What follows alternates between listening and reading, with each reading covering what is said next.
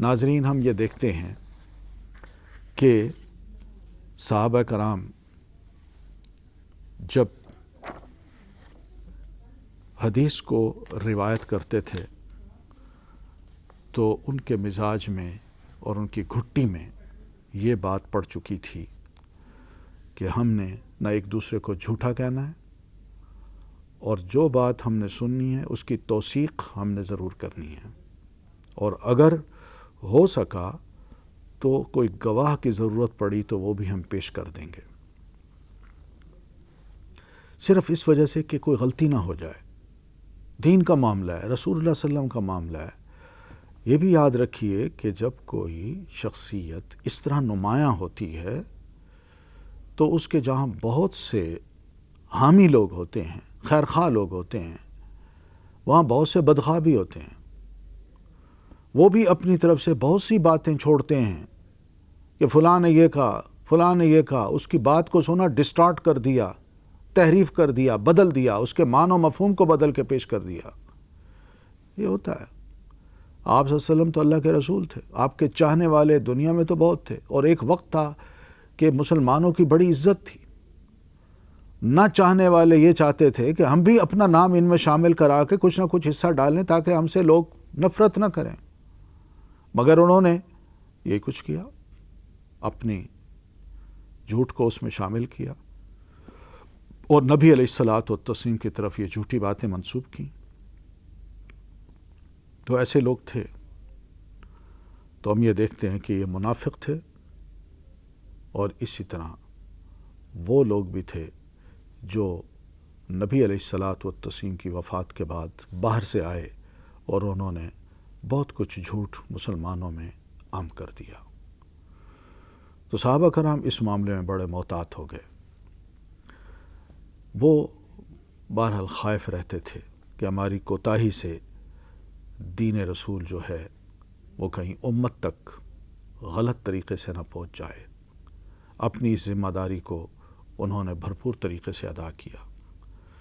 دادی کا مسئلہ تھا، اس کی وراثت کا، تو جناب مغیرہ ابن شعبہ اور محمد ابن مسلمہ رضی اللہ تعالیٰ عنہما انہوں نے آگے بڑھ کے گواہی دی کہ ہم اس کے گواہ ہیں، اور خلیفہ محترم نے اس بات کو قبول کر لیا۔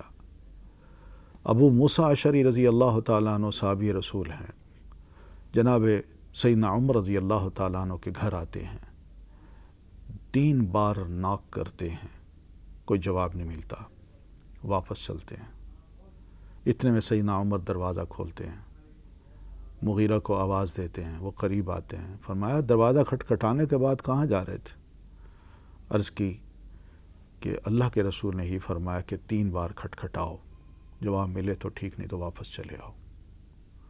سیدنا عمر حیران تھے کہ یہ مسئلہ، اس کا مجھے علم نہیں، اور یہ مسئلہ پہلی دفعہ میں سن رہا ہوں۔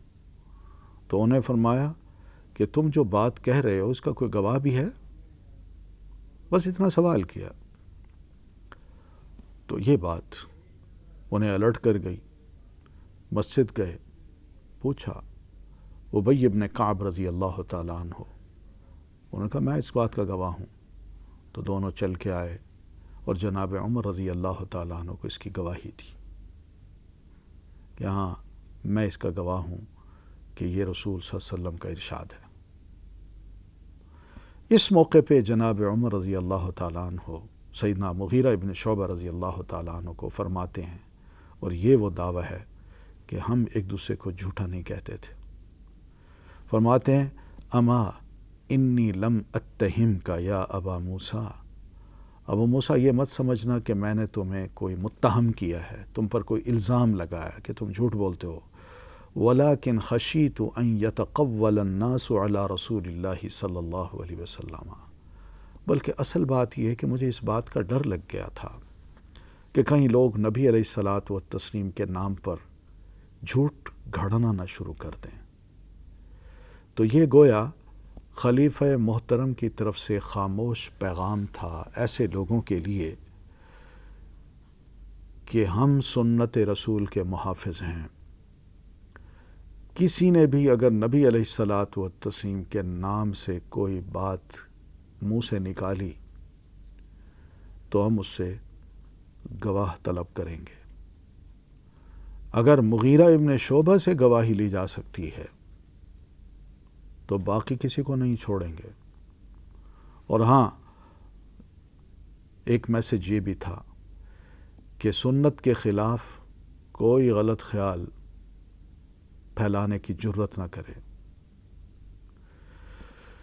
تو بہرحال سب کو احساس دلایا کہ جواب دہی ہوگی۔ تو یہ جواب دہی کیا تھی؟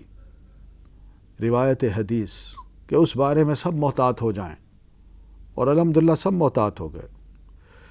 یہ سختی جو تھی یہ نعوذ باللہ کوئی صحابہ کرام کو کوئی خرابیوں کی وجہ سے نہیں تھی کہ ان کے اندر کوئی خرابیاں ہیں،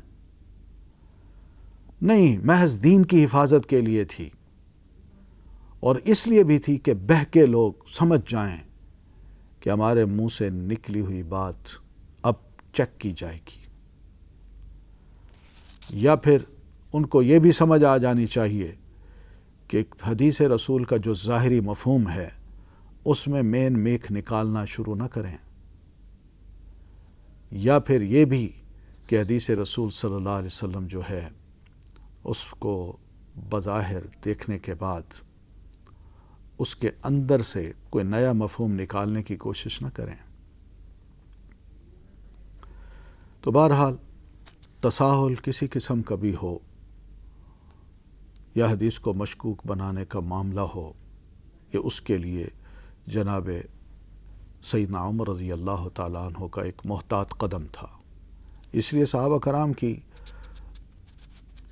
اکثریت یہ جانتی تھی کہ پیارے نبی علیہ الصلاۃ والتسلیم نے سیدنا عمر رضی اللہ تعالیٰ عنہ کے بارے میں کہا ہے کہ ان اللہ نزل الحق علی لسان عمر وقلبی، کہ اللہ تعالیٰ نے حق کو جناب عمر رضی اللہ تعالیٰ عنہ کی زبان اور دل پہ نازل کیا ہوا ہے۔ زبان بھی حق بولے گی اور دل بھی حق کو برداشت کرے گا اور حق کہے گا۔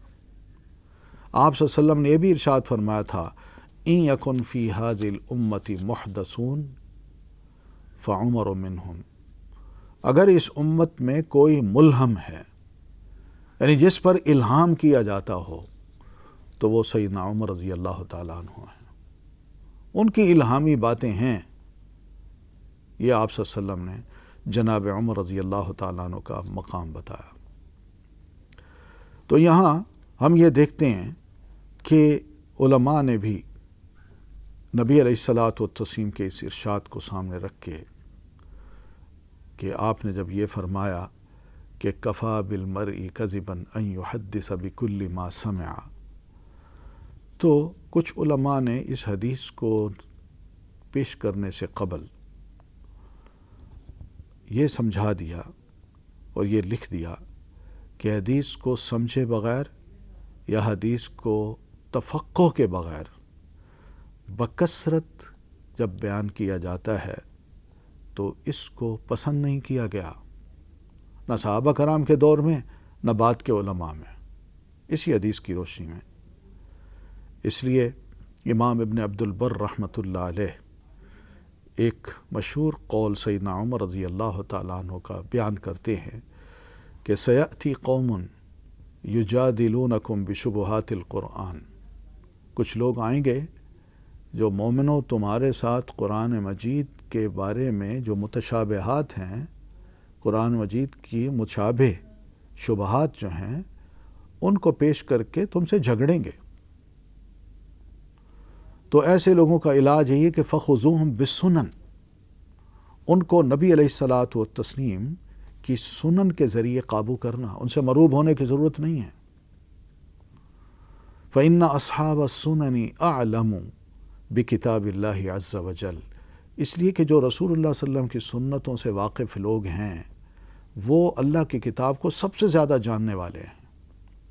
وہ نبی علیہ الصلاۃ والتسلیم کی سنت سے واقف ہیں، آپ کے ارشادات سے، آپ کے اعمال سے، آپ کی ایکسپلینیشن سے، انٹرپریٹیشن سے۔ اس لیے انہی کے ذریعے سے ہی، سنتوں کے ذریعے سے ہی تم ایسے لوگوں کو قابو میں کرنا۔ انہی کلمات کے ساتھ ناظرین میں آپ سے رخصت ہوتا ہوں۔ مزید تفصیل کے لیے انشاءاللہ پھر کبھی آپ کی خدمت میں حاضر ہوں گے۔